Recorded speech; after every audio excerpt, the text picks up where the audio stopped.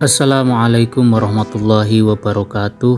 Baik teman-teman semuanya, pada kesempatan kali ini saya ingin memberikan contoh-contoh soal yaitu terkait ujian P3K Guru pada tahun 2023 ini.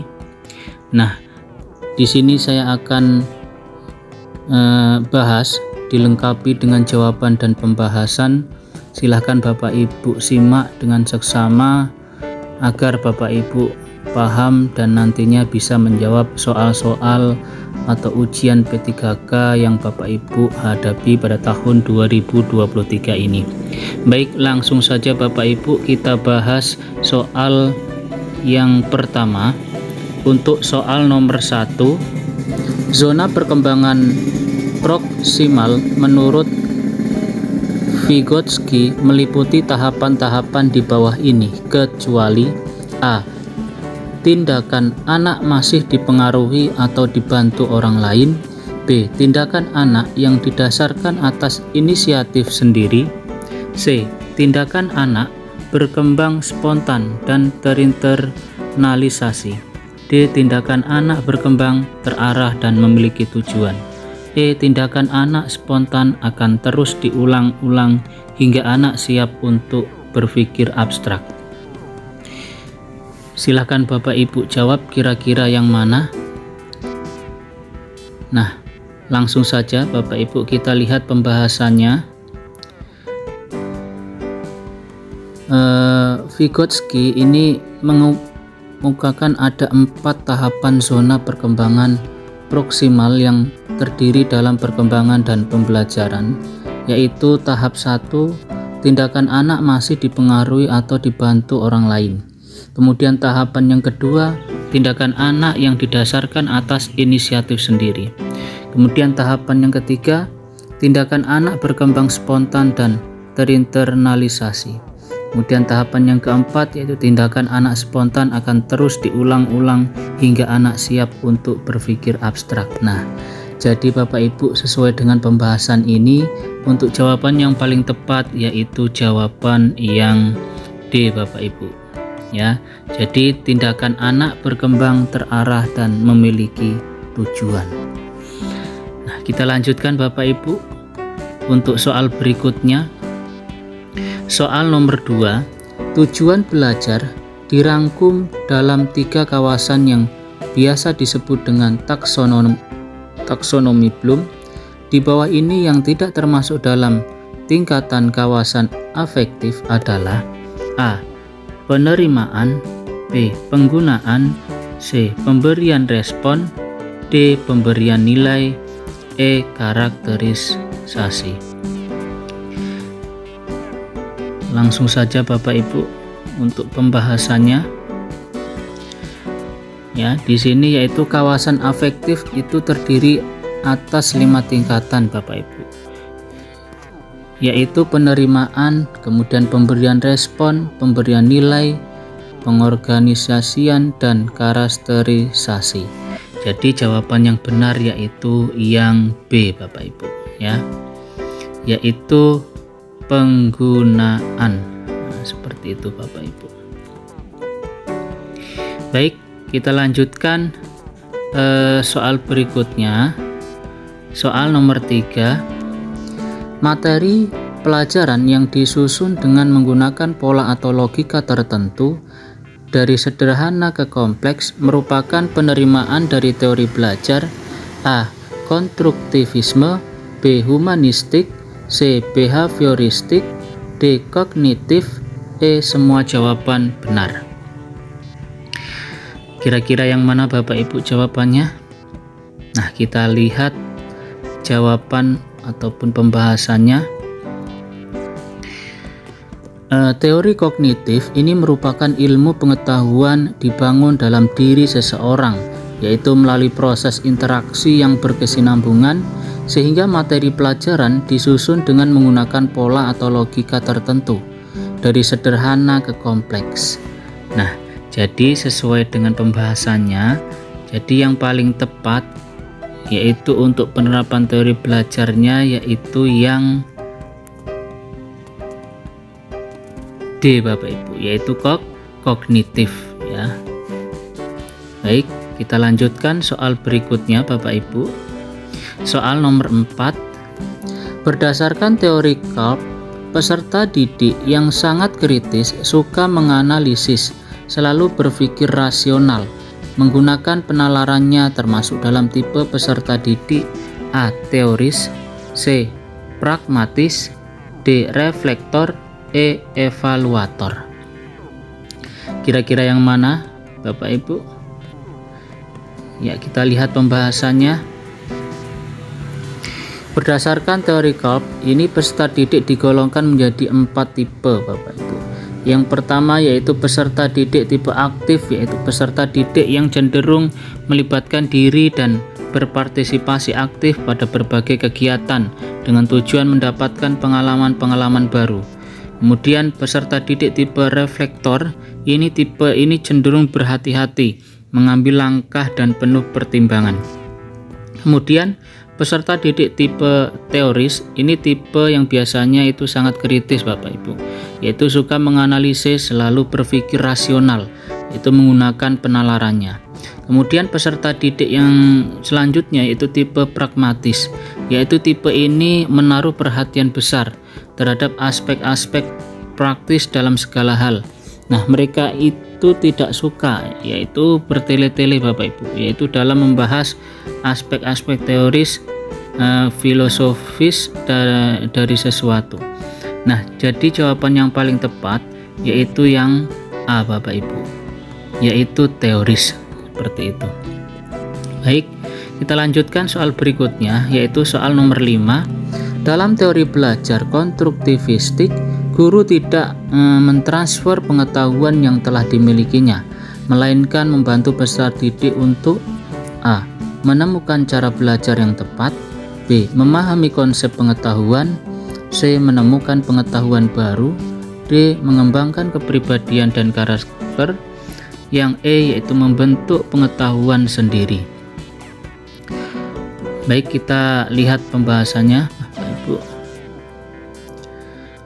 Dalam teori belajar konstruktivistik ini, guru tidak mentransfer ilmu pengetahuan yang telah dimilikinya, melainkan untuk membantu peserta didik membentuk pengetahuannya sendiri. Nah, sehingga guru dituntut untuk lebih memahami jalan pikiran atau cara pandang peserta didik dalam belajar. Jadi, jawaban yang sesuai Bapak Ibu yaitu yang E, yaitu membentuk pengetahuannya sendiri ya. Kita lanjutkan untuk soal berikutnya, yaitu soal nomor 6.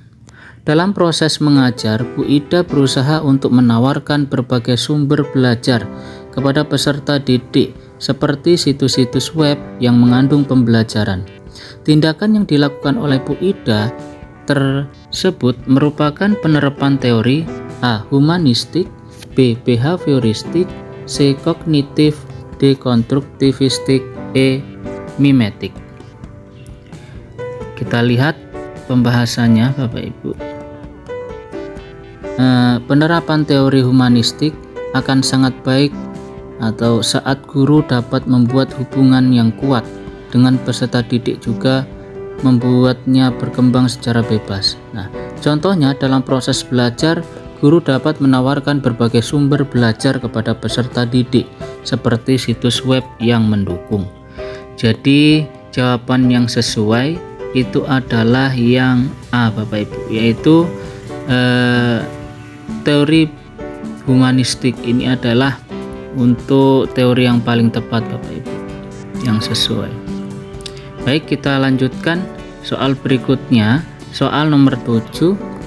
Anak belajar melalui bentuk perumpamaan dan perbandingan untuk memahami dunia sekitarnya, merupakan salah satu tahapan dalam perkembangan kognitif menurut Brunner. Tepatnya tahap A. enaktif, B. ikonik, C. simbolik, D. komparasi, E. informatif. Baik, kita lihat untuk pembahasannya.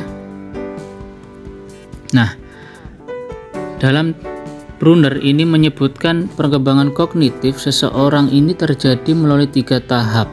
Dari caranya melihat lingkungan, ini yang pertama yaitu tahap enaktif, yaitu seseorang melakukan aktivitas-aktivitas dalam upayanya untuk memahami lingkungan sekitarnya. Kemudian ada tahapan ikonik, yaitu seseorang memahami objek-objek atau dunianya, yaitu melalui gambar dan visualisasi verbal. Artinya, dalam memahami dunia sekitarnya, anak belajar itu melalui bentuk perumpamaan dan perbandingan. Kemudian ada tahapan simbolik, yaitu seseorang telah mampu memiliki ide-ide atau gagasan-gagasan abstrak yang sangat dipengaruhi oleh kemampuannya dalam berbahasa dan logika. Jadi jawaban yang paling tepat ini adalah yang B, Bapak Ibu, yaitu ikonik ya Bapak Ibu. Tahapan ikonik yang paling sesuai. Baik, kita lanjutkan. Soal berikutnya yaitu soal nomor 8. Pengetahuan, keahlian, dan algoritma spesifik suatu subjek termasuk ke dalam jenis pengetahuan A. Prosedural, B. Teknikal, C. Metakognitif, D. Faktual, E. Konseptual. Baik, kita lihat pembahasannya Bapak Ibu. Pengetahuan prosedural ini adalah pengetahuan mengenai bagaimana melakukan sesuatu.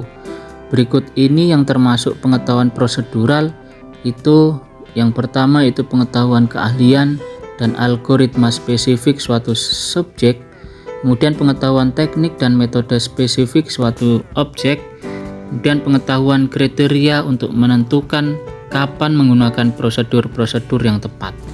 Jadi jawaban yang paling tepat yaitu yang A, Bapak Ibu, yaitu prosedural ya. Baik, kita lanjutkan untuk soal nomor 9. Di bawah ini yang termasuk ke dalam gejala alam abiotik adalah A. Penyebaran hama, B. Pelangi, C. Terjadinya siang dan malam, D. Terjadinya tsunami, E. Bertiupnya angin. Baik, kita langsung lihat pembahasannya Bapak Ibu. Nah, gejala alam abiotik ini merupakan serangkaian fenomena yang terjadi akibat benda-benda mati, yaitu seperti tsunami, bertiupnya angin, hujan, siang dan malam, serta pelangi.